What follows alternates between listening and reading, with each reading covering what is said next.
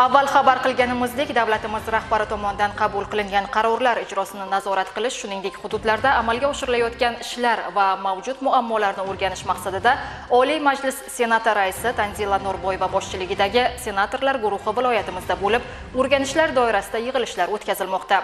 Jumladan, Konimix tuman hokimligida ham korrupsiyadan xoli hududni shakllantirish borasida belgilangan chora-tadbirlarning amaliy ijrosi tanqidiy-tahliliy muhokama qilindi.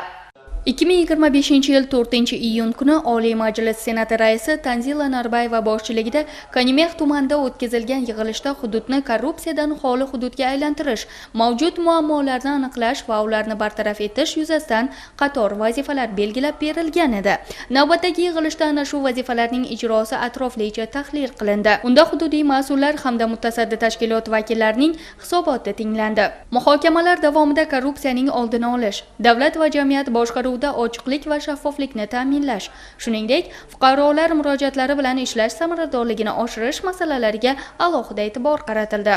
Korrupsiyaga qarshi kurash yo'nalishida eng avvalo davlat tizimi bilan xalq orasida ochiqlikni ta'minlash ustuvor yo'nalishlardan hisoblanadi.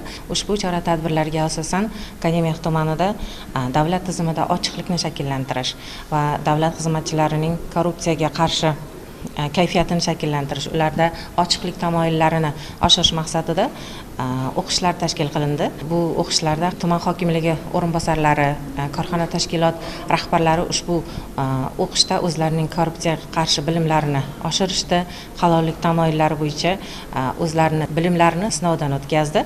Bu borada ta'lim yo'nalishida ham bir qator yaxshi ishlar amalga oshirildi.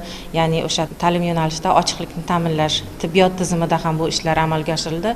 Bugungi sayyor majlisda ta'kidlanib aytildiki, ya'ni mana shu korrupsiyadan xoli hududga aylantirish chora-tadbirlarini amalga oshirishda yutuqlar bilan birga bir qancha kamchiliklarga ham yo'l qo'yilganligi aytib o'tildi. Mana shu yo'l qo'yilgan kamchiliklar birgalikda tahlil qilinib, mas'ul tashkilotlar bilan mana shu kamchiliklarning ustida ishlash va ularni yuqori darajada amalga oshirish birgalikda kelishib olindi.